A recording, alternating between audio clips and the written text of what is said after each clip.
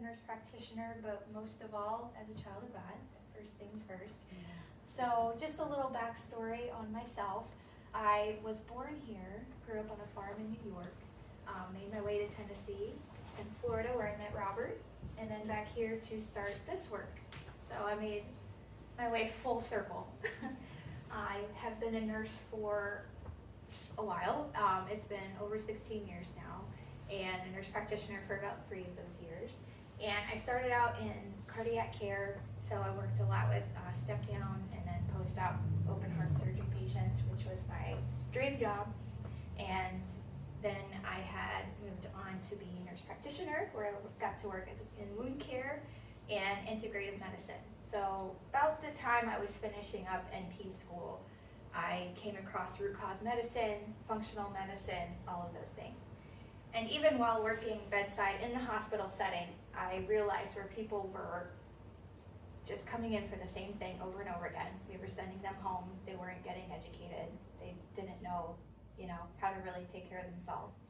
And over time, it just kept not really eating at me, but really just making me ponder, like, how can we do this better?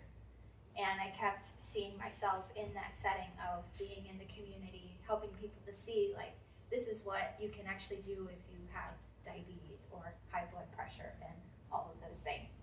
And now to see that coming to fruition is just incredible. Something that only God could do. Because now looking back, I can see that was God bringing that in me to help people see, like, this is what it means to be healthy. So not even understanding about lifestyle medicine or anything of that yet, that was already kind of stirring up in me. And then when, like I said, I had started the nurse practitioner journey and starting to see, functional medicine, what's that about? And it's really just getting to the root cause of illness. 80% of chronic illness is related to and can be either reversed or largely changed by lifestyle more than medications. And when we start to look at that perspective of what did God already give us to help our bodies heal itself, then we can easily go down rabbit holes with a lot of different things, but really just getting back to the basics of what am I putting in my body, how am I treating myself.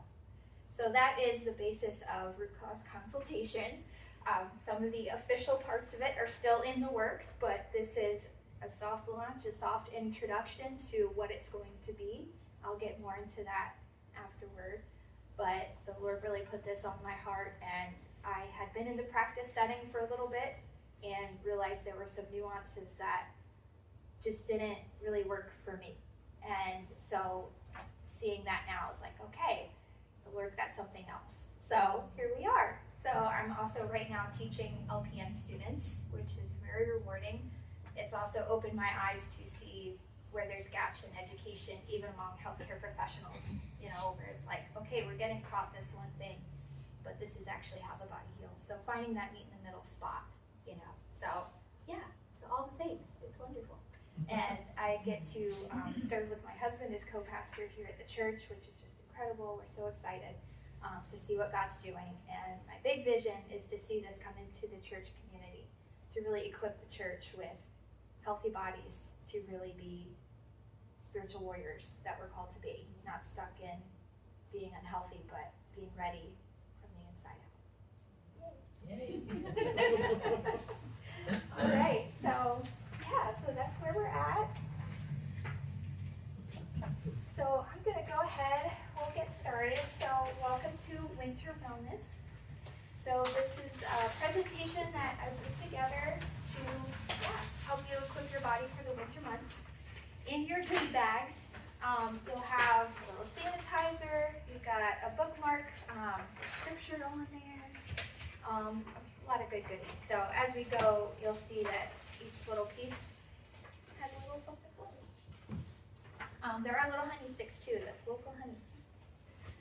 So just so you know, my credentials here, that's a lot of letters, but basically I'm a nurse practitioner and I've been specialized in functional nutrition and medicine. So I am trained as a primary provider, but I also can look at root cause and do all the fun things that really help people thrive. Okay. So as a disclaimer, I have to put this out there, that this information is strictly educational, informational, So I'm giving it to you so you can then digest it, and if you have a physician, qualified provider with any questions, you can always go to them as well. But this is voluntary, and the presenter is not responsible for any harm, injury, all those things. So that's just something I have to put out there. Right, so what we're going to talk about in this time, we're just going to go over briefly how the immune system works. Going to look at some common winter pathogens that we all might be exposed to, how we can support the immune system with what it needs to be effective, what nutritional support looks like for the immune system, how to identify symptoms to be concerned about, and keeping your soul and spirit healthy during the winter months. After we go through everything, there will be time for questions and answers at the end. So starting out, there is a lot of info on there, but we'll break it down. Our immune system basically are those lines of defense against any attacker. So in this world, unfortunately, we come across a lot of different things, microorganisms, toxins, things in the air, all of that stuff. And it has to hit us from the outside. So that barrier, so we have our skin, which is the largest organ, the largest barrier that protects us. And then we also have our mucous membranes. Now, that doesn't sound very pretty, but it is basically what lines, from our nose all the way down, the GI tract, everything. And so it's this beautiful way that God designed us to where it traps those organisms, all those pathogens, and these little teeny tiny hairs move them out. So when we have to cough, sneeze, all of that, that's what it's doing. It's trying to get it out of our body. Oh. So it's okay if you have to cough every now and then. It's okay if you have to sneeze. So it's not a bad thing. But back in the day, not that very long ago, everybody was very afraid of the sneezes, but it's okay. It's our body working. But also for the skin, it absorbs a lot as well. So anything you put on it, cosmetics, lotions, all of those things, there are parts of that does get into our body. So you got to think about that sometimes. So more on that in a little bit. All right, and so another very important factor with the GI tract is that it's connected to our immune system. And so we're also going to talk about that in a little bit. But just understand too that our stomach works very hard with the acid that it produces to kill bacteria, kill pathogens. So it's really important. It has a very important role. So this is all, I really don't want to just fill your head with a bunch of information, I promise. It's really just to give you an overview of what our body has already been equipped to do. So I'm sure you've heard of T cells, B cells, probably somewhere, but it's basically our body directing traffic, telling, okay, you go here, you go there. I think of it as a militant formation, so you've got all the leaders, all the people telling the soldiers what to do, right? So that is what's going on. And a little fun fact, recently, there was some information out that for the past several years that people were saying that our thymus isn't very important, and actually some people were getting it removed. However, our thymus is very important for maturing those T cells that are important in immune function. So if you ever hear someone trying to take away your thymus, tell them, no, I need my immune system healthy, please, thank you. So much like the appendix, we're not quite sure what it did back in the day. The thymus was kind of in that place, but we know that it has an important part. What is that? It's a gland that rests in our chest. So it's in there, just this little tiny gland that helps the T cells come and mature there, and then they release to do their job. Oh. So, yeah. You'll be doing it on. All right, so when you look at these innate and adaptive, the innate is basically anything that comes in, it's going to get the same attack every time. But adaptive is where that direction comes in, to where the body looks at specific pathogens, specific invaders, and gives it a specific response when it sees it again. So it creates this memory. So that's how we get to that place to where we had the flu before.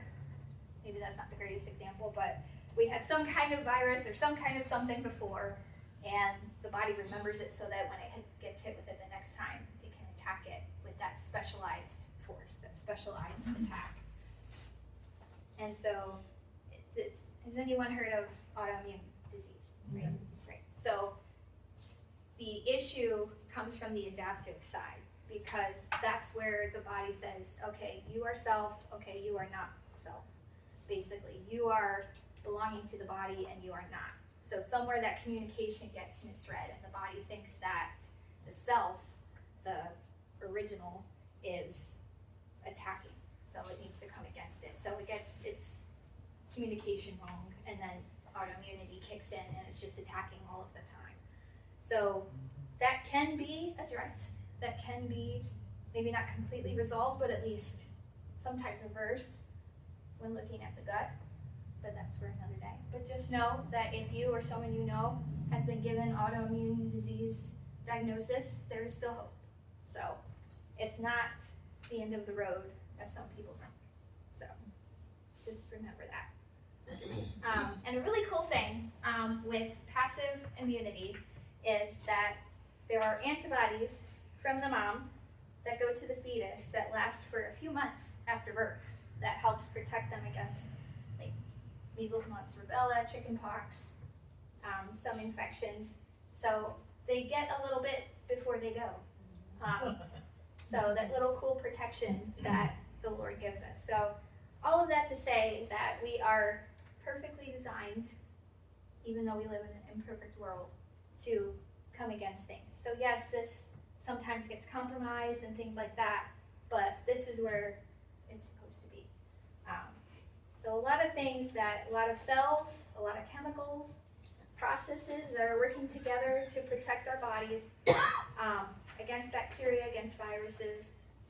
And it makes me think of in Ephesians 4, where God talks about the body of Christ working together, every piece coming together. Every piece in our physical bodies works together. And that's how the body of Christ was designed too, right?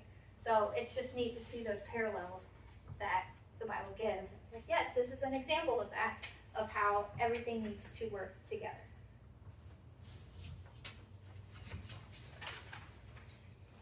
Right.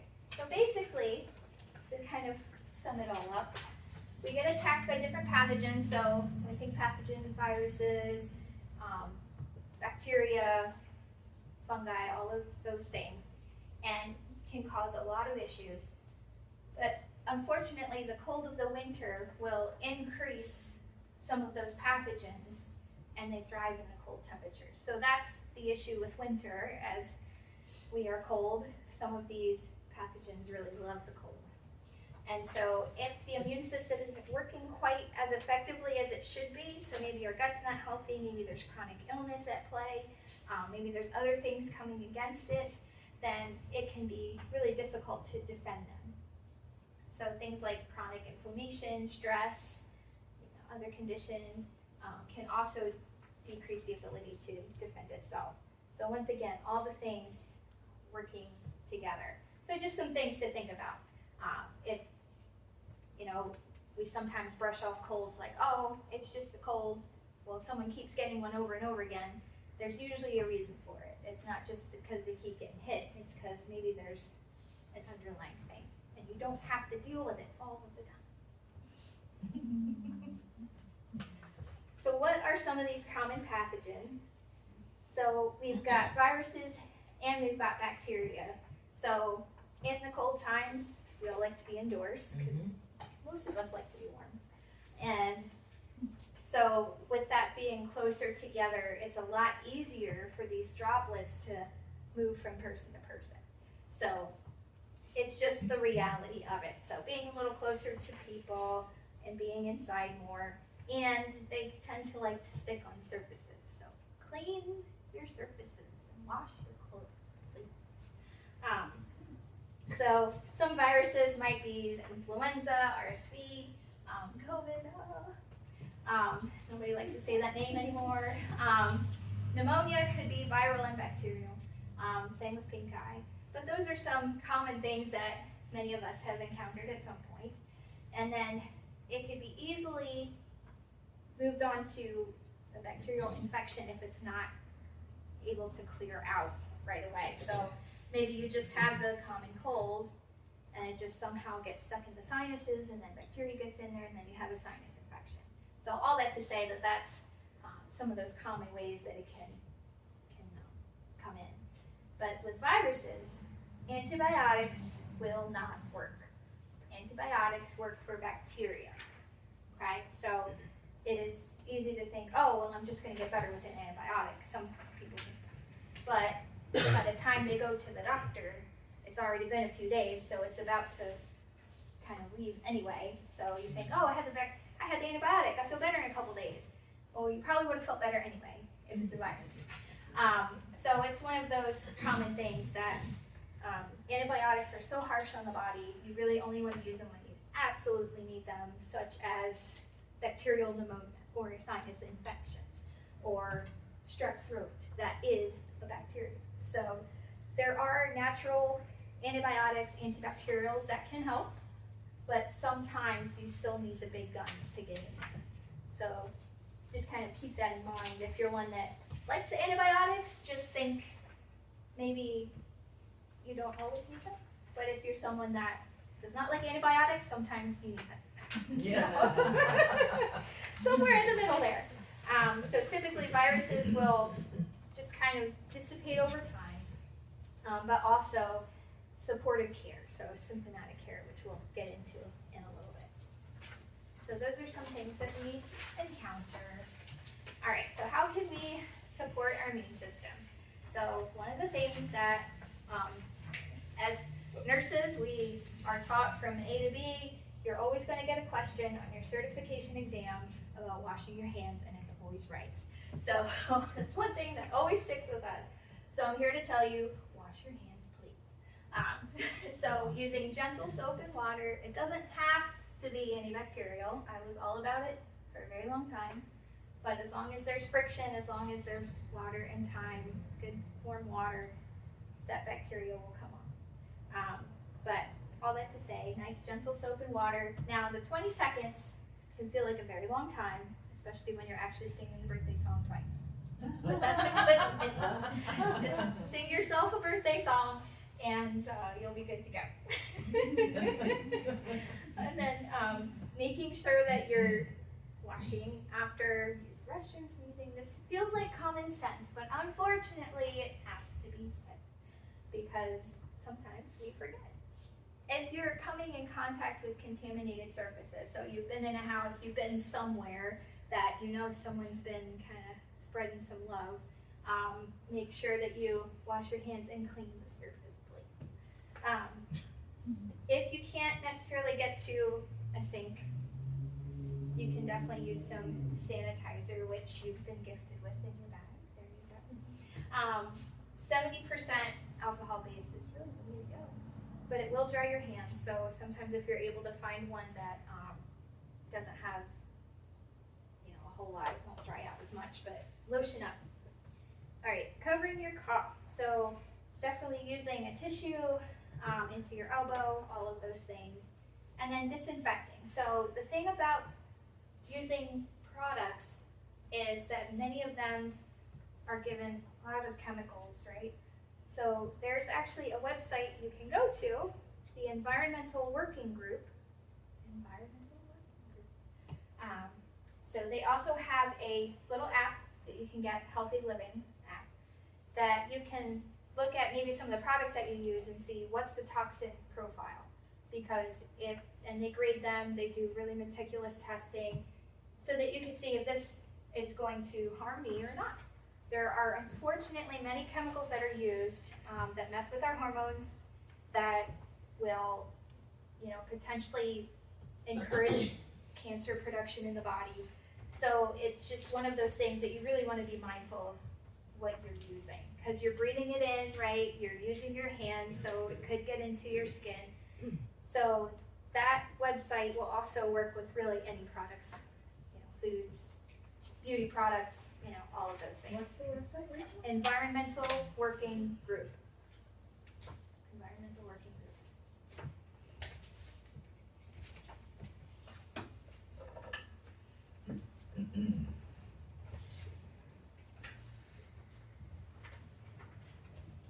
Alright.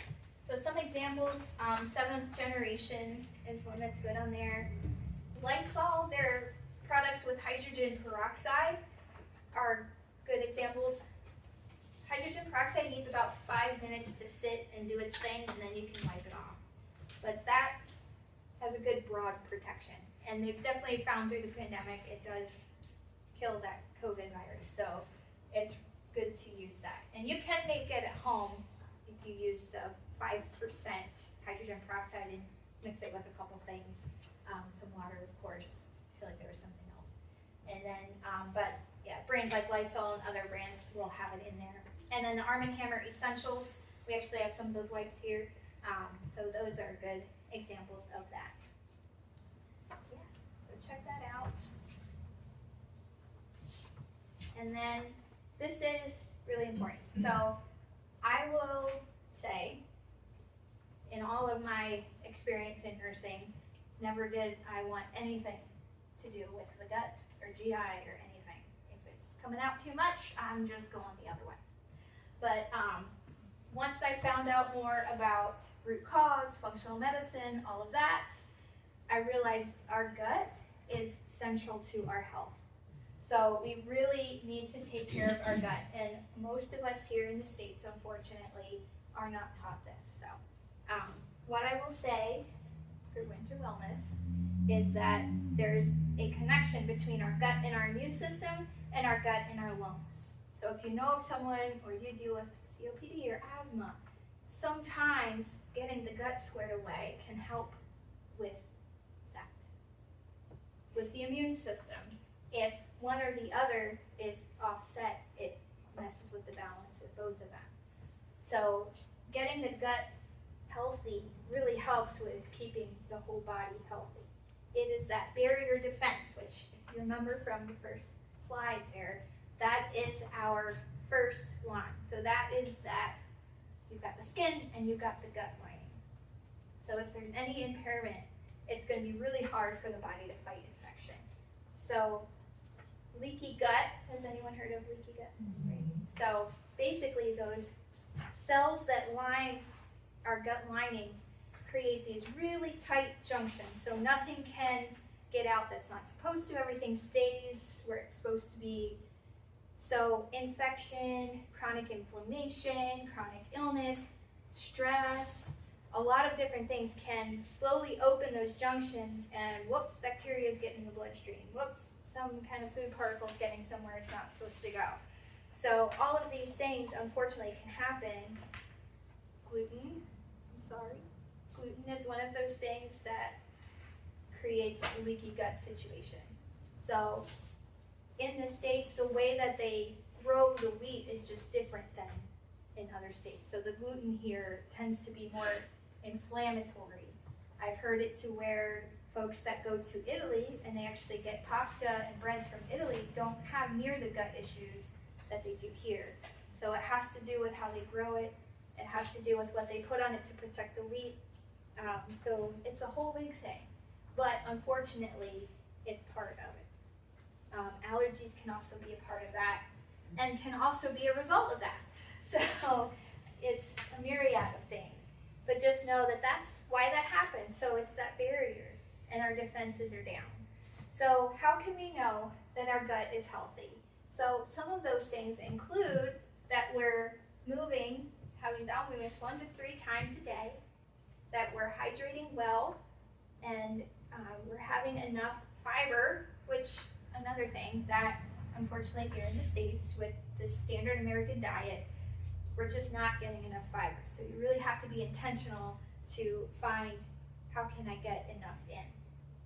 How are you having any GI symptoms? So are there any instances of low stomach acid? So you get bloaty and a little belchy after eating, that's usually a sign of that. If you get a lot of heartburn, that's usually a sign of that. And constipation? Is there any pain? You have a lot of abdominal pain. So those are examples of things. I will say that some of that I normalized over the years. I got used to it and thought, oh, well, this is just what we deal with. But come to find out, it is not something we're supposed to be dealing with. We're not supposed to feel uncomfortable like that in our gut. So finding ways to find out what needs to be done for your situation is really important. For me, I've been on that journey here for the last couple years, and it's just been incredible to see the improvements along the way, just finding out what I needed for myself. So things that we don't like to talk about but need to be said. So making sure that you're having those healthy movements and that things are moving the way they're supposed to there. Let's see. And then going back to the lungs, with the gut and the lungs. So if there are any pathogens going on in the gut, it could get to the lungs, sort of thing. So if you or someone just seems to have a lot of respiratory stuff going on, you're not sure why, that could be a link, that could be a reason. So these are things to think about. How's our gut? How's our immune system? They go hand in hand. All right, now we get to the good stuff. So in general, you really want to have a goal to have a diet that's full of whole foods, that you're restricting those ultra-processed foods, that every meal has a source of a protein, a fiber, and a healthy fat. And that it's nice and well-balanced, well-rounded. You're not eating the same thing all the time, but you're mixing it up. You're eating with the seasons, all of those things. All right, so first things first, fiber is the headshot of just about it. So it not only feeds the good bacteria, but it keeps things moving and keeps them from moving too much. So it's a little different for females and males, but I've got on there the suggested requirements. But this helps support our healthy gut bacteria and strengthens our immune system. So did you know that our body is made up of lots and lots and lots of bacteria more than actual cells? So we need good, healthy bacteria that works for us and works for us in our gut more than the bad bacteria that's trying to break everything down, right? So the fiber, probiotics, all those things are working for that reason. So making sure you have adequate fiber, all right? You can supplement as needed. I do myself. You can use the psyllium husk, which is in Metamucil, but Metamucil also has a lot of artificial flavors and colors and sugars and blah, blah, blah. And you can ask my husband, I ruin everything with all the things that should be in there. But it's the truth. So I found powder that's just the psyllium husk powder itself. So it doesn't taste great, but it is good stuff. But also some other food sources, so avocados, sweet potatoes. So those are a couple other examples of fiber sources there for you. And then we've got our probiotics, which is always I feel like it's always a controversy with probiotics. Some professionals say no, others say yes. But the biggest thing is if there's a lot of bad bacteria in the gut, it's best to fix that before trying to introduce more probiotics in. So one of those, really the only way that you know that is to really test stool and look at your gut itself that way with some lab testing. But really go with how you feel. If you take a probiotic, so you decide, oh, I'm going to take this and see how I feel. If you're a little more gassy, a little more bloaty, or really uncomfortable, maybe see if there's other things going on that are causing that as well, because it should not make you feel that way. So all that to say, some sources, so yogurt, kefir, of course sauerkraut sauerkraut, and then pretty much anything fermented is going to create those probiotics. And then prebiotics feed that good bacteria. So things like garlic, onions, bananas, so those are examples of that. So everything needs to work together. So just so that you get a visual of the things that work. So you don't have to be super meticulous, like, oh, let me make sure I get my garlic with my yogurt. You don't need to do that. But just know that you have your garlic and you can, oh, look at that, I'm feeding my good bacteria today, okay? So if you get over analytical about things, it can take the fun out of it and can get you kind of distracted off the main goal. The main goal is you just want to be healthy.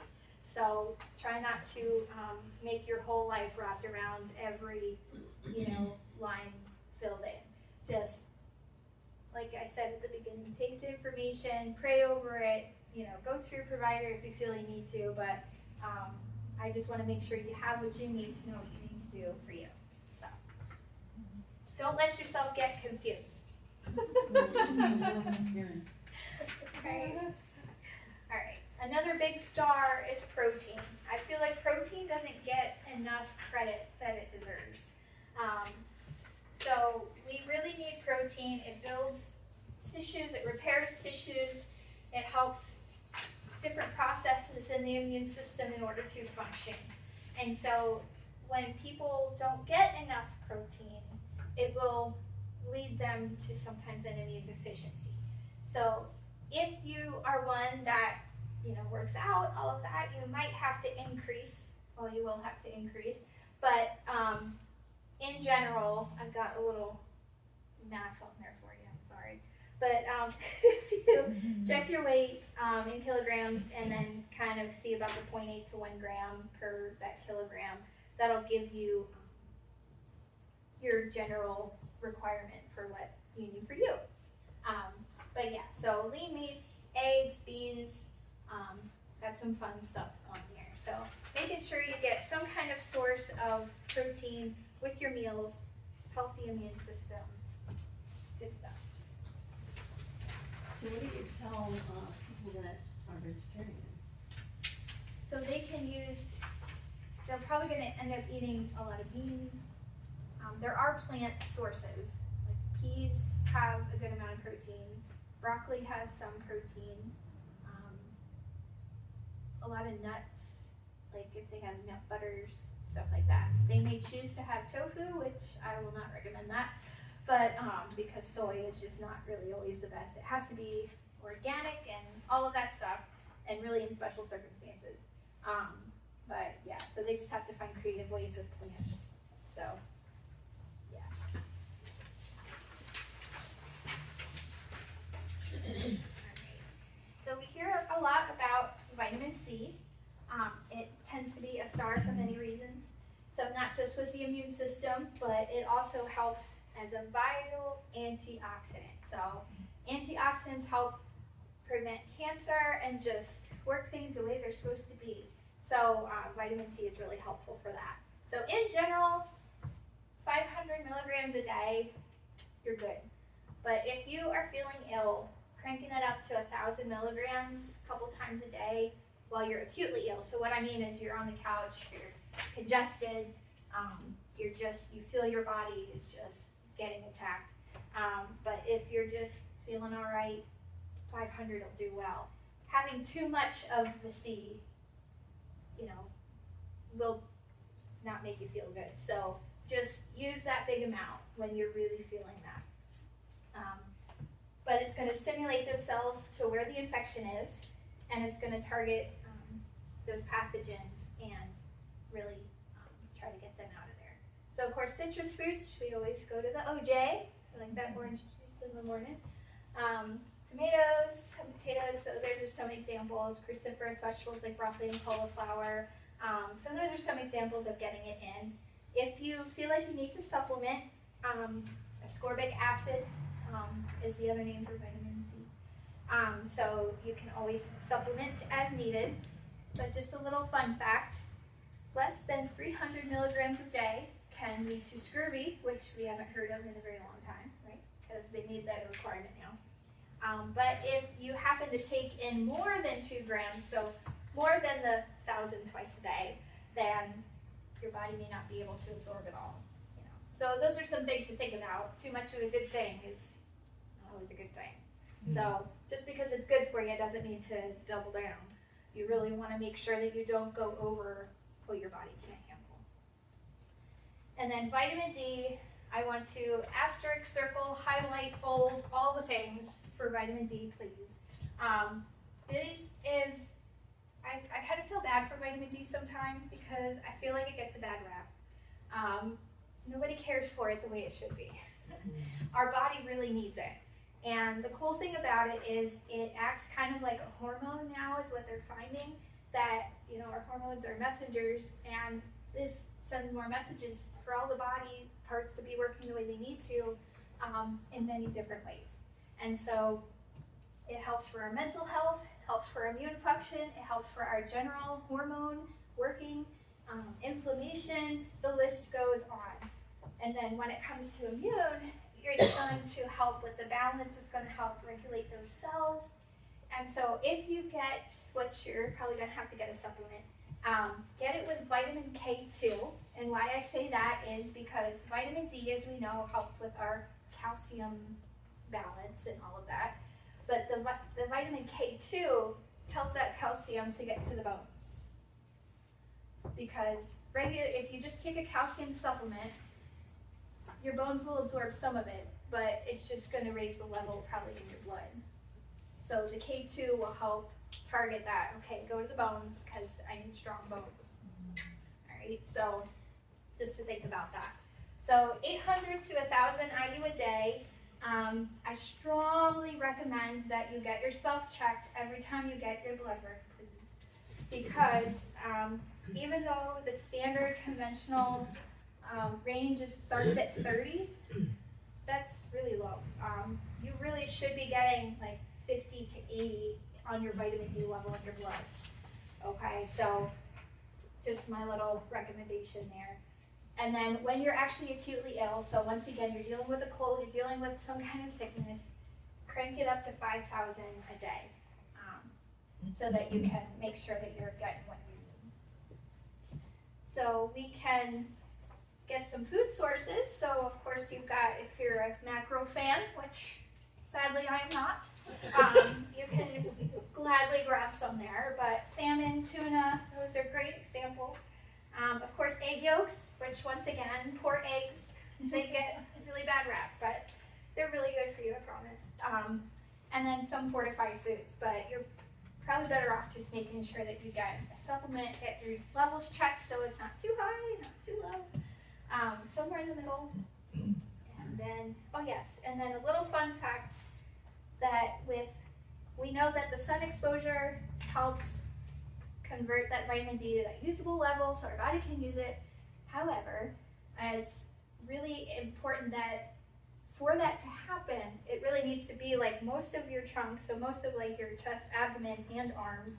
And how often are we going outside, working outside with, you know, nothing going on upstairs? So sadly, that doesn't really happen a whole lot. So it's pretty well known that, especially here in the States, we're not getting enough vitamin D. So just do yourself a favor. Next time you get labs, get yourself checked, see where you're at. Your doc's going to say, oh, you're in the 40s, you're fine. But you're going to say, well, actually, I would like it between 50 and 80, please. And get yourself supplemented. So if this really helps against depression as well, helps our energy levels, especially in the winter months. Okay. And then zinc, another good friend for this time of year. In general, really just, we don't need a whole lot. So just 8 to 10 a day. But when we're, once again, getting the sickness, getting the, something's going on, it's okay, like, don't go over 50, but you could go up to 50 milligrams for zinc. And knowing from experience, take it with some food, because it might make you nauseous, but it really, really helps. It's really important, another antioxidant, so it's helping beat those free radicals up in our body and helping to build those immune cells and responding to inflammation. So it's not just an immune support, it's a general inflammation fighter. So it's really good for quite a few things. So we do get them from food sources. So once again, oysters, I don't know about those much, but you got some crab lovers, lobster lovers, have at it, get your zinc. See, the next time that you get your surf and turf, you can say, I'm getting my zinc tonight. Thank you. You got your beef and lamb, so that sounds like some shepherd's pie. Hey, there you go. Next time, we're good to go. And then you've got some legumes, of course, whole grains, and dairy. I'm just gonna pause and bring up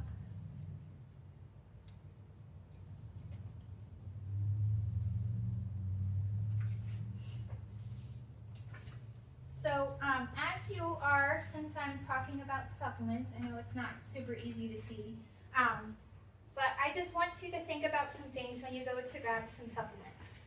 I don't have this written down for you, I'm sorry, but just to know that they did find, I don't know if you had heard about the study that found supplements from Walmart and somewhere else had been full of like lead, arsenic, like a bunch of stuff. So there are labs that really test meticulously for these things. And so think about what you're reading on the label. Are there undeclared ingredients or something you can't pronounce, or is it just the vitamins that you need? So think about those things. So just because it says 100% pure, all natural, it doesn't necessarily mean they can just put it on there. So unfortunately, supplements are not, their FDA does survey them for a little bit, but it's not as much as like medications. So when you're thinking about getting them, making sure that they're standardized, like the non-GMO and things like that. So looking at like NSF, you've probably seen USP on some of them. Like those are really good labs to know that they are third party. So if there's a label on there that says third party certified, third party checked or something like that, then you know, okay, someone else, not just this supplement company, but somebody actually looked at this to make sure that I'm not stuffing myself with something I don't need. So that's what when you see the add-on for Nature Made, Yeah. they talk about the USP certified. Yeah. Okay. Yeah. So, And what is the other one? so there's NSF, International, that's an example. Consumer Lab. So those are just a few examples. But then some brands that I know are definitely tested this way. There's the Now brand, which is pretty common in this area. It's got an orange label. Life Extension, Thorn, and Pure Encapsulations. Those three for sure, they are very meticulous. They also spend time in like further testing and the functional realm and stuff. So they work really hard to make sure that the product is what it needs to be. What was the third one? What was it again? Oh yes, Thorn with an E. Yeah. Thorn. They always have a pretty little color thing on there. Now, life extension and Yep. thorn. Thorn, and then Pure Encapsulations. Oh, okay, yeah. They always have a white bottle. Life Extension's always like a dark blue bottle. In your bags, you have a little booklet. In there you have a paper that has local health food information. I only have 2 on there. I only kept to like the Coreyville area, but the Nickel Mine Foods up in Bart, they have these brands, and then there's the Valley Food Valley Health that just opened up just outside, like just where the speed limit changes on 372. Oh, yeah. Little house there. They have the Now brand. They have a few other brands in there as well.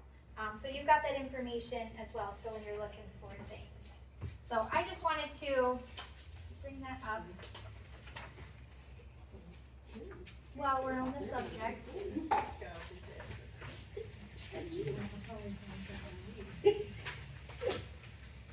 That's good too, because I use all of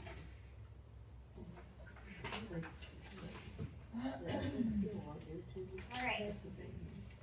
So we talked about nutritional support with vitamins and minerals. Now we get into some botanicals. This is really exciting because I feel like, once again, these are some of the things that come from the ground that the Lord gave us that we get to use and help heal our bodies. So elderberry is really fun, but it's not really fun when it's raw and not cooked. You know that from experience. So make sure that you cook it down and use it that way. It comes from the purple berry of the elder tree, and what it does is it stimulates the immune system. So if you're just having a good day, you're not really feeling sick or not, I wouldn't suggest taking it, because when your immune system is stimulated, it's gonna make you feel like it's stimulated, like it's fighting something. So it might feel like you're ill when you're really not. So, so make sure that if you feel something coming on, maybe you're around someone that was really sick, I mean, by all means, take a little syrup or something. But, and a little lozenge every now and then isn't too bad. But really, like, actually taking it in, taking a dose, you want to wait until you're actually fighting something. So yeah, it does unfortunately contain a toxin that does cause some nausea and GI symptoms, so you want to make sure that's cooked out. So you can cook it down to a syrup, which is really fun. And then you can steep as a tea, which we always, well, I usually do. And then they do have lozenges with zinc. And so those are really helpful as well. And then has a nice taste. And so, let's see. There was a study that showed a group of people that had traveled and they had the flu. And so some that had taken the elderberry, some that didn't. For those that did, it shortened the flu by like a day. So not anything exuberant as far as a great revelation, but it goes to show that it has some kind of function against a virus. So there is research to prove that it is helpful in that time. So that's an option for you. And then we have echinacea, the beautiful cone flower that shines in the summer, which I love very much. So this is also helpful. So it really helps for immune system and inflammation, also helps with some respiratory infections as well. So you can get it. I usually get the tea, but there are some supplements that have them in them. So the ones that have the little complex combination, you can use those. So take them a few days until you feel better. So this is another one, too much of a good thing. It's not always a good thing. So it does have some possible liver damage after 10 days of consistent having it. So make sure that you don't overdo it. I did hear pediatrician say like 2 weeks, so 10 days, 14 days, somewhere in there. In general, just try not to overdo it, but it will help you in your time of need. And so, yeah, make sure you look for any side effects. Of course, this goes with anything, but if you're taking medication, you definitely want to double check, is this going to interfere with that and cause problems and chronic conditions. But as far as I know, take it while you're actually feeling ill. Okay, and then we have a triple play here. So astragalus, which is always fun to say. So this is something that maybe you haven't really heard of, but it helps in respiratory cases. So some folks with asthma, this actually helps them feel a little bit better. But it definitely helps to keep the immune system balanced when you're feeling a cold. There's not a whole lot of studies to necessarily give a good dose recommendation, but once again, if you find a supplement that's been tested and they've done all the things, that they at least find enough to be helpful for you. So if you feel like that you need some of that, that might help. Andrographis, this is another guy that is really helpful if you've ever had someone dealing with Lyme. This actually helps in the acute stage. So it's a really powerful punch to a lot of things. But it's anti-inflammatory, antimicrobial. It'll really help treat colds as well. So this is something that you can actually take it every day. It's not really going to cause harm. I take a minimal dose really every day right now because my own story. I dealt with some immune stuff over the years, so I'm trying to get that taken care of. I notice the difference when I don't take it. But if you're feeling the sickness, 400 once a day, a few times a day, just while you're in acute illness, help you get you through the rough patch. So these are pills, Rachel? Yeah, or so these are supplements? included in supplements. Okay. So I don't think I've seen astragalus by itself. I've seen andrographis by itself in the Now brand. But it's one of those things where, like, I can get as a, because I can prescribe that, but you might have to go to someone for it. But I know the Now brand, you can order it. Like, I didn't see it at Nickel Mine, I didn't see it at Valley Health. But I don't know if they can order it for you if you wanted to try that, if it's, other things aren't helping. And then chamomile is something that, of course, helps us to relax. So you're not able to sleep very well, or you just need, take a chill pill, take some chamomile, make it all better. So a nice tea really helps with that. So once again, these are just examples of what can be used during acute illness. So you see them. And then we get to herbals. So you don't have to eat bland chicken. You can add some oregano and garlic and tell yourself that you're helping everything. So I know our pastor laughs because he ate so much garlic, years ago that he just barely eats it now and it just like pours out of him.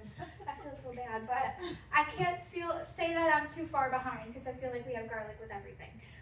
It's just the way that it goes, but the minced version is my favorite. But if you are like my father and decide to ferment it in some honey and get a little lactobacillus in there for your gut, go for it. But the clove is really fun after it's been in the honey for a while. But yeah, so all of these herbals are pretty much anti-inflammatory. The peppermint really is more for focus. It helps with respiratory symptoms. Just kind of breathe easy. That's really more for the oil, like the essential oil. So getting a peppermint mocha latte, unfortunately, will not be anti-inflammatory. I'm so sorry. But the syrup kind of cancels that out. Robert's done. So sorry. But yeah, so get some peppermint in your house with a diffuser and you'll have a happy day. Which kind of oils do you use? Oh man, so I use What brand? brands. The Now brand is usually what I get. It's a little cheaper than like doTERRA and Young Living. They're a little pricey, so I tend to just get the Now brand. So they have it at Nickel Mine Health. And they're pure and organic as well, Yeah. usually. Yeah, but I like doTERRA versus Young Living. I Yeah, love yeah. doTERRA. yeah, doTERRA's good. Mhm. Yeah, Okay. so a few fun facts about these guys. So the oregano has a little bit of an antibacterial component. So you might see that for gut health sometimes. But cooking with oregano, cooking with garlic, it's also got a little bit of antibacterial properties, so it'll help your gut a little bit as well. Ginger is a really good bitter, and it helps our body with detox. So I will come back to that in a minute. But ginger also helps to settle some GI symptoms. So you have some nausea, things like that. It's a good option. So yeah, and of course cinnamon is anti-inflammatory. Sometimes it helps with blood sugar management, blood sugar control, when it's dosed in a supplement. But if you're just sprinkling on some oatmeal or something, it'll still give you a little anti-inflammatory push.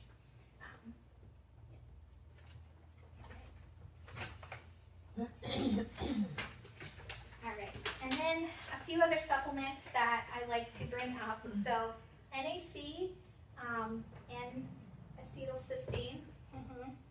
I said it.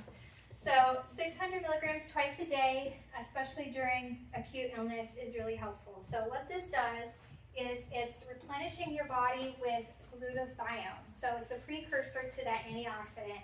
Glutathione is a master antioxidant does all the work, all the things, really important.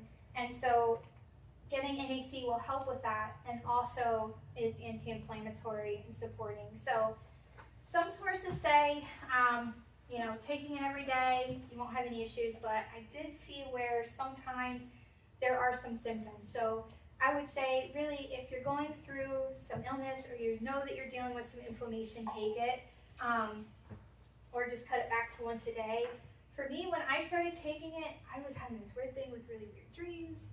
I don't know what was going on, but I gradually worked up to where I'm at once a day right now, for what I'm dealing with. So I'm not quite ready to go to twice a day, just in case, because I really don't want crazy dreams. But yeah, so either which way, it's also a really natural way to break up mucus. So if you're dealing with a chest cold, and you take some NAC, hopefully it'll work better. I don't know if it's better than Mucinex, but as my grandmother says. And your father. My father. But yeah, so hopefully it's better. But it is one of those for that. All right, so melatonin. This is another poor little fella that is getting a bad rap right now. I don't know why they are beating up on melatonin, but it is really vital for immune support, and of course we all naturally produce it. But if you're having trouble sleeping, you're going through, an illness of some sort, taking some melatonin 5 to 10 at night. Of course, it may cause some drowsy the next day, but it will hopefully help you sleep through the night. So that's an example so that you can try. I'm not saying that you have to take these, once again, like with the other botanicals, you don't have to take them. They're just examples of things that will help through acute illness. But then curcumin or turmeric, 500 twice a day. You can cook with it, but if you feel like you're dealing with some inflammation, something going on, getting a supplement that's actually 500 twice a day will help while you're dealing with that. As we move on, we're going to talk about general immune support and talk about symptoms in a minute. But I touched on briefly about detox, and who here has heard, oh, you got to go on a detox? Oh, right? And what comes to mind when you think of that? Somebody tell me. I feel like you're gonna be sitting on the pot all day. Okay, yeah, that's one way. Get it out. Yeah. Right, so Yeah. in general, juice cleanses and all these things have become a trend, right? Go on this, go on that. And I feel like the trends have hijacked the significance of what a detox really is. Detox is what our body should be doing all of the time. However, because of life, what we eat, what we're encountered with, what we don't know we need to be doing, it stops those pathways. It closes up those pathways. And so when we support our liver, say with, I do have dandelion root tea back there and some tea. So those are examples of things that you could do just to support your liver every now and then. Just take a little cup here and there. Yes. What was the tea again? The dandelion root And the other and one? turmeric. Oh, If I said it right. So those two are helpful. You don't necessarily have to do it all the time, but every now and then just, take a little bit in. But there's ways that you can set yourself up so your body's always doing the work, right? And so some of this, like the hydrating, sleep, stress, that's part of it. But another part of that is just going back to the whole foods, ridding yourself of the ultra-processed stuff, making sure your body gets what it needs. So I just want to throw that out there. Don't get caught up in the trend of detox. Find out what it needs at your body. Find for your body to get what it needs. That makes sense. So when we do the MEC, when we do those other things, it's supporting the body to do what it should be doing all of the time. All right. So general immune support. So when we're talking about hydration, it's not just drowning ourselves in water, but getting what we need. So half of our body weight, once again, doing a little math. So taking your weight in pounds and then having that many ounces of water every day. So if you are 120 pounds and So you divide that in half, that's 60. All right, I need to get 60 ounces of water every day.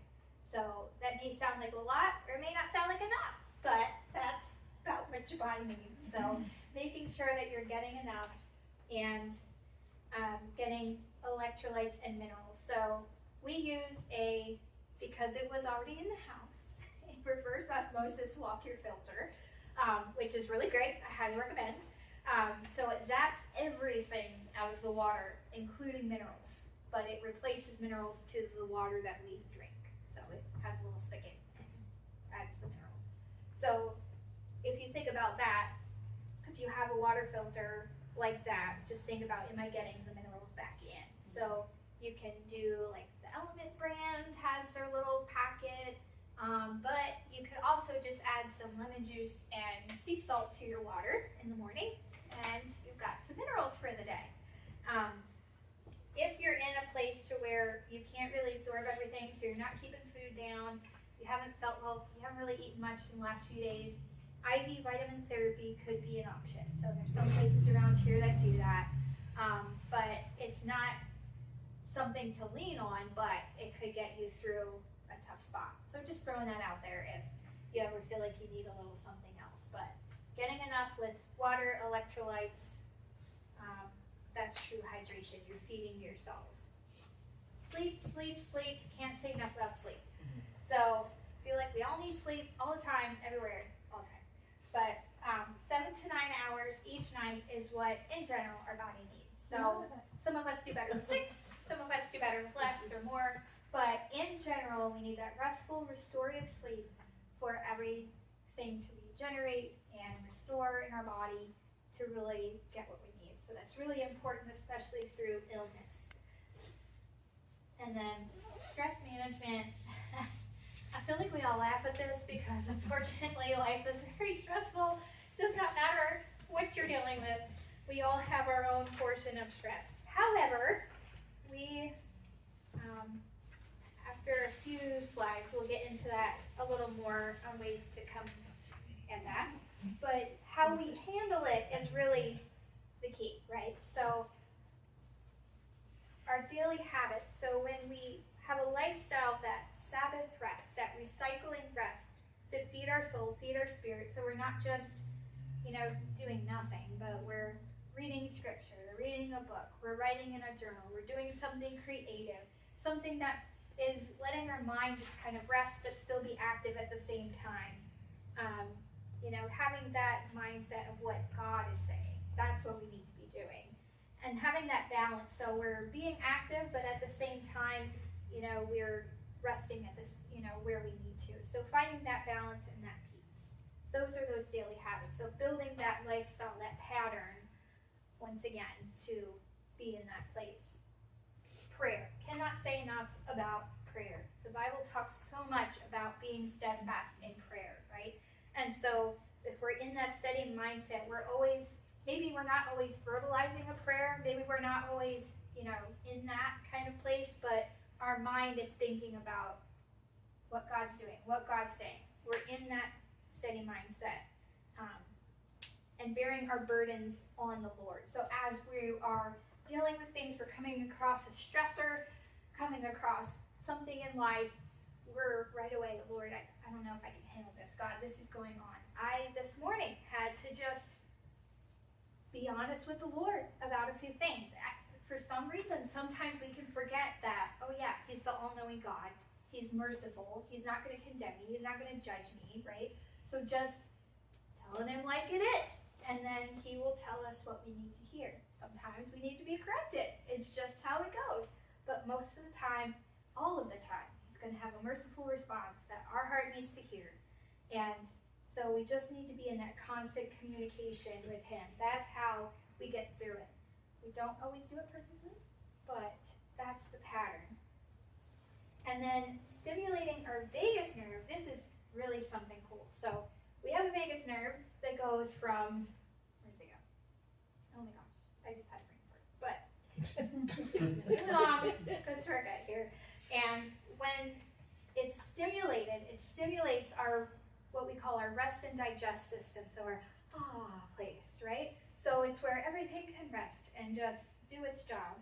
And so as we do that, it helps to get us out of the frantic kind of freaking out place. But what can we do to do that? So first off, breathing exercises. So if you've ever heard of box breathing, so you inhale for 4 counts, you hold it for about 6 counts, and then you breathe out for 8 long counts. So I know it sounds really long, but when we do that, it resets that and stimulates that nerve to reset everything, bring us back into focus. And when we do that a couple times, you will be amazed at what a difference that makes. Just remind yourself to do it. A lot of those like meditation apps or whatever has So that. how long do you breathe in? So if you inhale for 4 seconds, and then you hold it for 6 seconds, and then you exhale for 8 seconds. Thank you. When you exhale longer, it does something. So I can't say I'm a fan of this, but if you'd like to go for it with the cold exposure of, the polar plunge folks, right? No. Just do that in the shower. No. You just need a cold shower. But so people do the cold showers. You could do like a face plunge in the cold water. Put them into ACEs. But that will stimulate. Are you gonna stop your heart? So how long do you do this cold shower? Probably just for a couple minutes, just enough to, Couple just a couple seconds, a couple moments, whatever. Just give you that quick shock, and then you can go back to work. But this is just examples of ways that you can stimulate that. There's laughter, so that science is actually proving, which I think is pretty cool, how laughter does lift your mood. It actually boosts your immune system, and once again stimulates the vagus nerve. And it's so cool that in Proverbs, what does it say? Does the merry of heart. It's good medicine, right? So it's almost like God told us this was how it was supposed to be. So yes, listen to some laughter, comedians, make sure you find good conversation that makes you laugh.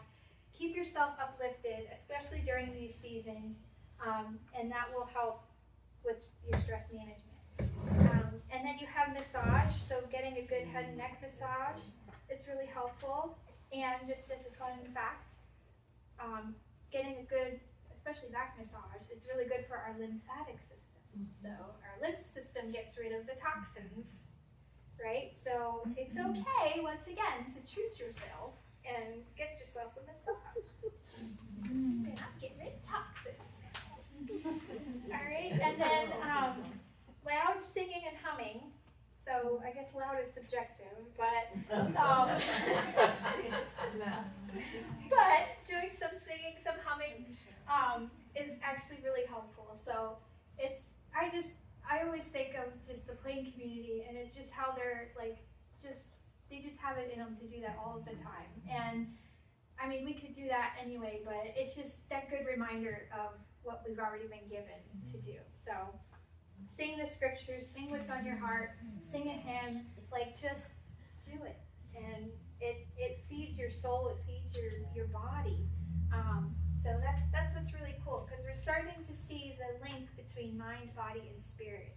It's not just one or the other, it's all working together. All right. And then the nasal rinses, I feel like I'm changing here, but a little shift. But I like to do these especially during these months because it just clears out all the allergens and stuff. Our nasal passages they trap stuff, and it's easy for dirt and dust and whatever else we're breathing to just get stuck in there. So even if you just use a neti pot or just some saline spray, a couple times a day, real gentle, nothing too harsh, that could be enough just to keep yourself clear. But I put the clear nasal spray on here because that spray, it starts with an X, but it's pronounced clear. That spray is antifungal, antiviral, antibacterial. So it's a trifecta. So if you're dealing with those around you aren't feeling well, you're not feeling well, using that will clear that out. And it really helps if you have like mold spores stuck in there. So if you've ever dealt with mold or anything like that, that will help with that as well. So it's really helpful. So once again, too much of a good thing is not always a good thing. So don't overdo it, because we have very fragile little vessels in our nose. So if you do it too much, you could cause a nosebleed. So just a couple times a day, unless you're really needing a lot. Is there a special brand? The Clear is the brand, Oh, the okay. X Clear. Saline spray, I don't really have a specific, really, Can you whatever. get that, usually like it, The all Clear, three places, I mean, is it like at, the Clear is at pharmacies? Nickel Mine. The Clear is at Nickel Mine. It is at Giant here. Okay. I've heard that it's at CVS, but sometimes people can't find it there. Okay. But, it's definitely a Nickel Mine. Gotta be good for mom. All right. She has the solar. All right, so, I'll just kind of, I won't go too in depth with these, but I just wanted you to see the difference between, the symptoms of some of the things that we deal with during this time, so that you can see the difference. So, the RSV, which unfortunately, was really rampant there for a little bit and is still kind of uptick again. It's really severe for some elderly adults and some young ones. We used to see it more in the young ones, but now it's coming in the elderly too. The flu, of course, and then COVID-19. So you have some of those things which some of us may have already been dealt with at some point. I didn't put on there, but of course losing your taste and smell is kind of one of the indicators for that as well. So like I said, I won't go through that. You can just kind of see the different things that differentiate them a little bit. Alright, once again, you've got the common cold. I wanted to bring this up because, like I said before, when you have a virus issue, it's not treated or it doesn't clear up right away, it could become a sinus infection. So if you need antibiotics, you want to make sure you get them. So being able to identify, okay, is this a sinus infection and do I need to get checked out? Because there's plenty of things that we deal with that we don't need to get checked out for. But at the same time, there's signs that we need to go see somebody. So if there's, some kind of discoloration to what's coming out of the nose, or if there's some ear pain, tooth pain, you start seeing some facial pain and swelling, that's an indicator that, okay, maybe I need some further attention.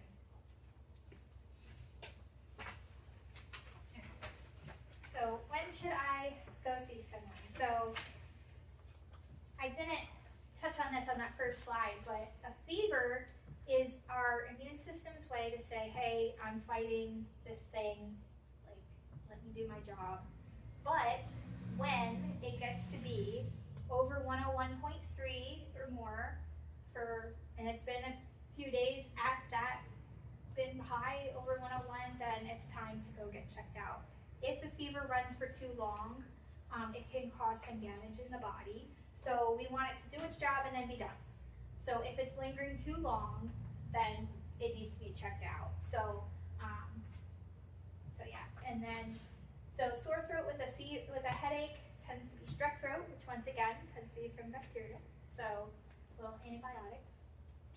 Chest pain that worsens with breathing and coughing, that should kind of be a given, but it could indicate pneumonia, it could indicate something else. So you really don't want to mess around with those things. If you find that your glands, like back here, are really, really swollen, that's another reason maybe I should get checked out. Because once again, we need our glands are part of our lymph system to trap those toxins, trap those bacteria. But if they're swollen for too long or they're not going back down, then okay, it's fighting something, it's not able to clear it, so it needs some help. Alright.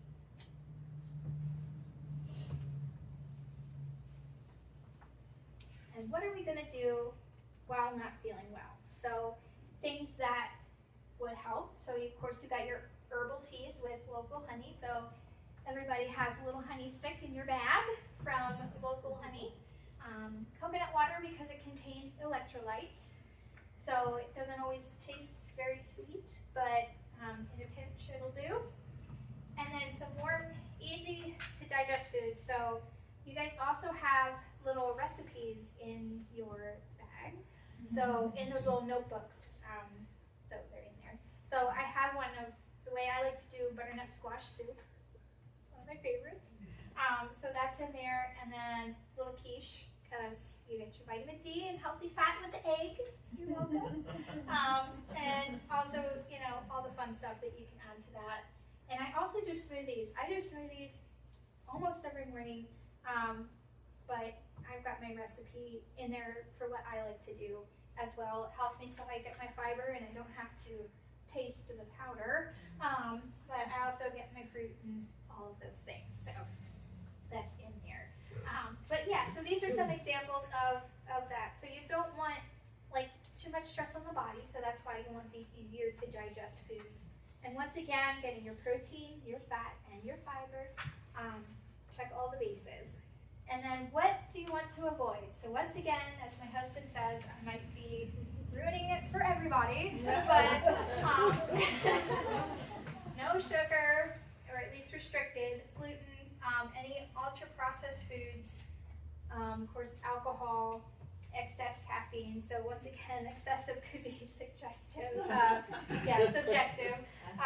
But I would figure if it's more than 2 12-ounce cups of coffee, I figure that might be a little excessive. But if you ask our friend Bill, that's like barely anything. So of course, tobacco, processed meats. So yes, that includes the really good jerky.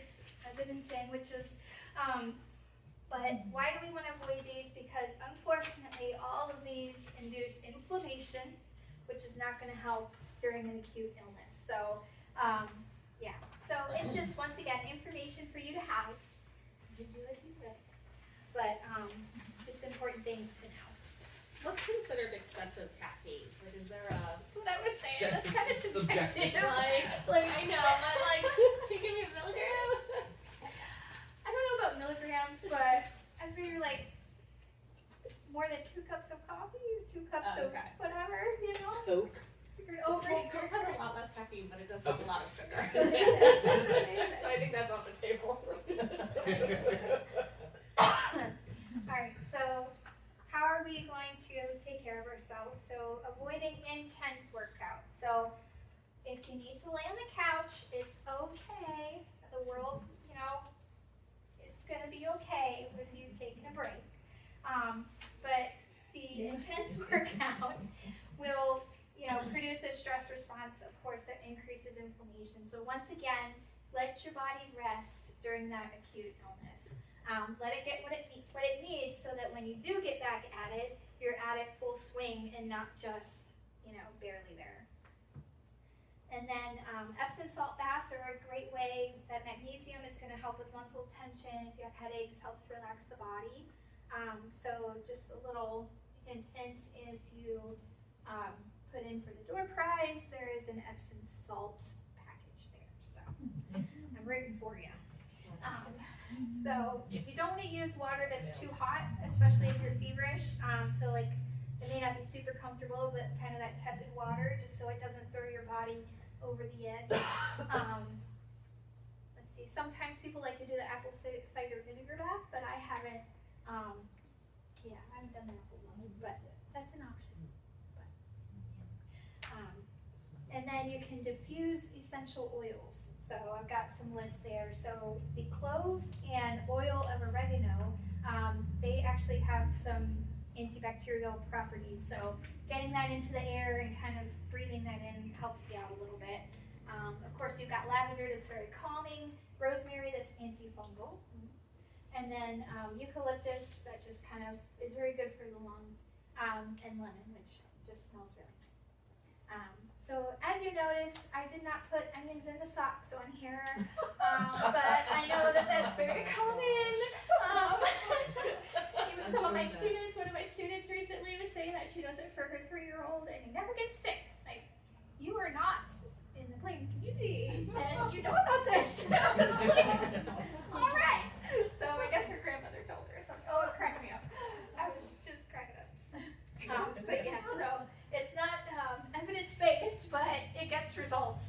I don't know.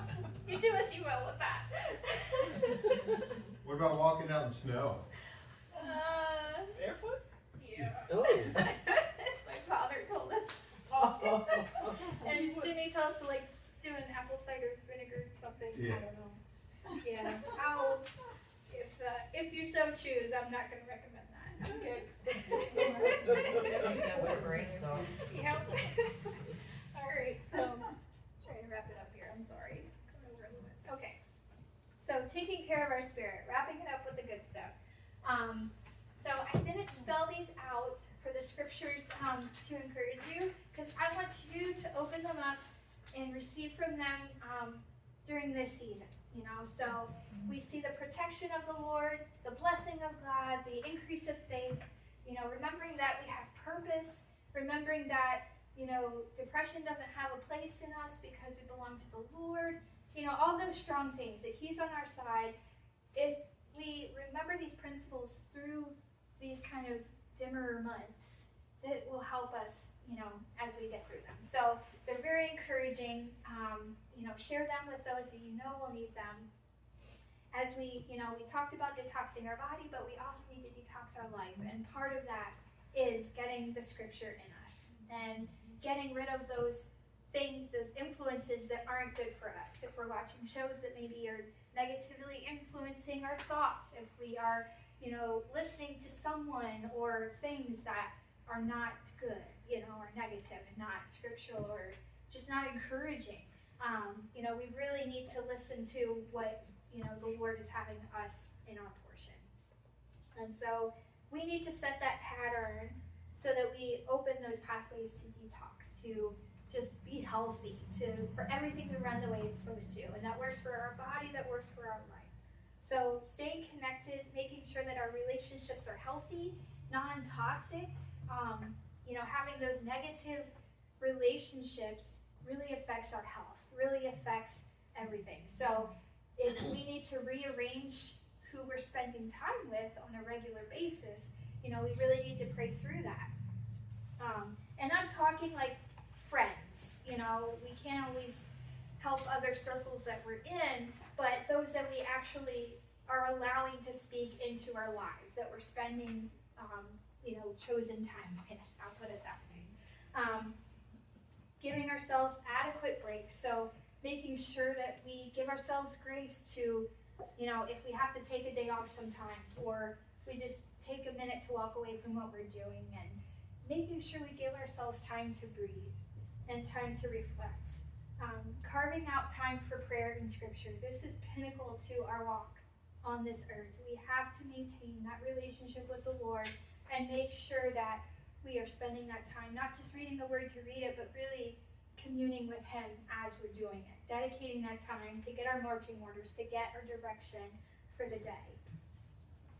Connecting to the community of believers, so being a part of a church, being a part of a local group of people that love the Lord, making sure that we don't skip out. Don't let illness or something else be an excuse. Obviously, if you need to rest yourself, you need to rest yourself, but don't let that be an excuse to not reach out to someone, to not communicate, to not, you know, be a part of the body, because we are a part of each other. When one hurts, the other hurts. It's just how it is. We're seeing that right now with the Lord exposing all of these things, how it's, you know, it's affecting us. But there's hope and there's grace, right? And we just keep going forward together.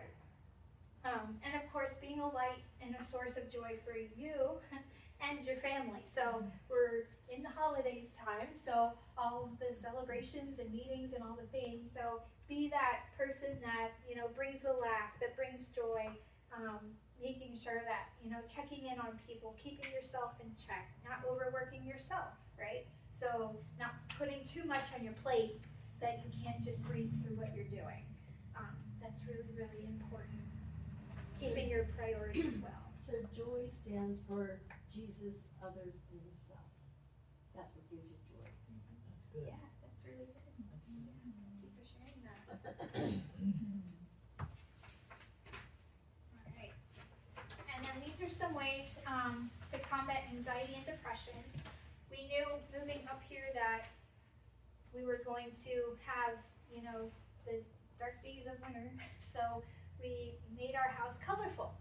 So some didn't know quite what to do with that, having blue walls and purple bathroom, but it really helps us right now, just remembering that, there's color and there's life, and it doesn't have to be gray inside just because it's gray outside, so making those steps, like adding some color to your life, is really good. So find ways to stay active. So if you're able to take a walk outside, do something outside, get some fresh air. If you need to join a class or a group, those are just some examples. Do something creative. So, if you're a writer, then write. If you play music, then do music. If you're an artist, just something with your hands. My husband, he does a lot of woodworking, so he does something with his hands. So it's, if you're sewing, whatever it is, whatever makes you create something, do that. And, and then speak life. So as you're conversing with others, as you are thinking and just living life, bring it back to scripture. What's God say about this? Try to avoid those conversations that stir up anger and strife. So it is so easy to get caught up in gossip and all of this stuff, but if we're intentional to, no, I'm not going there today. Really just, not just think positive. We're not, just what does God say about this? And then if you need to, take a break from social media, if that's something that's a hindrance for you. But always pray for God's direction. And then clearing the clutter, clean your house, clean your heart, right? Mm-hmm. So every morning just coming back to the Lord, okay, what does anything need to be worked on today? Asking if there's any hindrances, anything that needs to be dealt with. And then gratefulness is another thing that, once again, like science has proven is good for our bodies. It's good for our soul. Like when we spend time being grateful, it does something to inflammation, actually decreases inflammation, just like joy, just like all of those things. So it's really incredible how much it works. And then, of course, forgiveness, making sure that we're not getting bitter in these times. And then finally, these winter months can be full of germs, illnesses, mental fatigue. But as you kind of look through these strategies, you'll strengthen your immune system and your heart. So this was just a way for me to share how important it is for us to take care of our bodies, take care of our hearts, take care of our spirits, and make sure that we are implementing those strategies to have an understanding. This is the reality of what our body does on a normal basis, and the reality of what it takes to keep it running healthy. My goal is to try to help shift from the misinformation that's been roaming around and help people to see what it actually takes to be healthy and to thrive. And so with that, before I open up for questions, just to share that, like I had said, root cause consultation, it's an opportunity to bring education for people to take charge of their health. It's, conventional medicine has served a purpose, but unfortunately, over the years, it has twisted what is really right, and the wrong people have gotten the right information, and a lot of things have been hidden from us that we need to know. And it's been so easy for health and, like I said, detox, things like that, like what it takes to be healthy, to be trendy, to be, oh, that's for the elite. That's for the ones that have money. No, that's for all of us. We should all be at that place where we're eating whole foods, we are taking care of our minds, taking care of our bodies, so that what's given to us is what we really need. So I will be your navigator to help you find what you need for your life. That's the mission that the Lord's given me. And biggest of all, to help the church be equipped, because there's still an enemy out there roaming, and it is not going to get, maybe as better as we, want it to be, but God's glory gets better, right? Just as it's dark, right? His glory gets brighter. So there's going to be just as much miracles and revival and everything as much much as there is devastation and destruction for the enemy trying.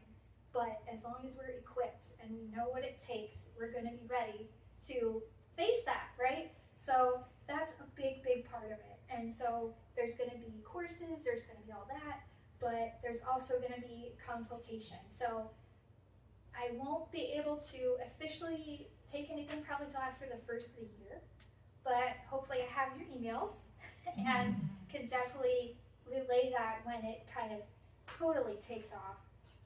Because I know that there's people out there that just feel like they're not getting the answers that they need.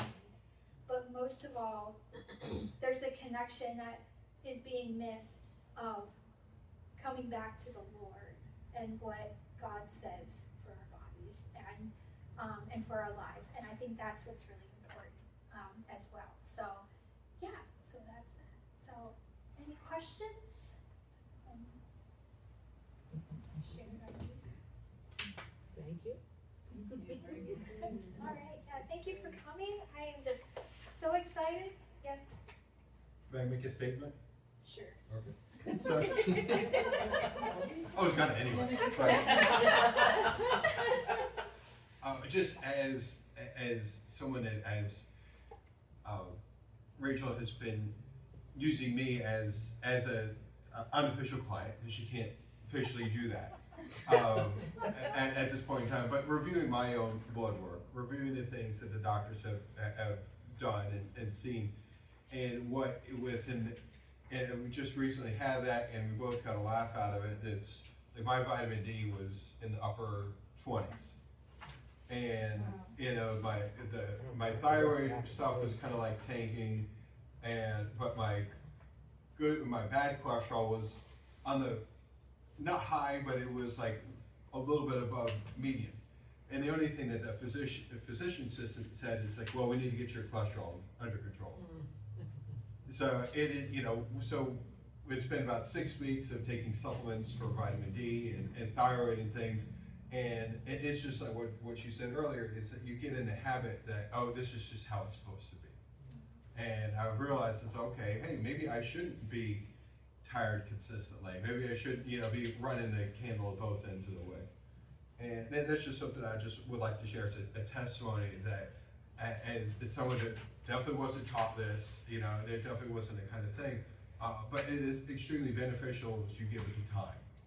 And it just takes time. With any good thing, it takes time. Yeah. Mm-hmm. And I want to clarify, I'm not like bad mouthing. There are some really good doctors out there, good providers, good practitioners that are in the conventional, that are helping a lot of people. Don't get me wrong. But there's been a shift to where a lot of people have missed out on taking charge of their health. And there's now a shift to where people see, oh, maybe health looks this way and not that way. And so, yeah. All right. Well, I'm going to pray it out and go from there. Father, I thank you so much for this opportunity for us to come together today and to share your heart. Lord, as we go out from this place, we receive your goodness and wisdom and truth.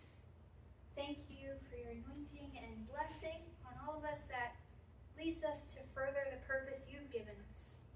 And Lord, from this point forward, let us remember what it means to stay healthy from the inside out and to continue in your work that you have for us, knowing that tomorrow's not promised, but today we give it our best.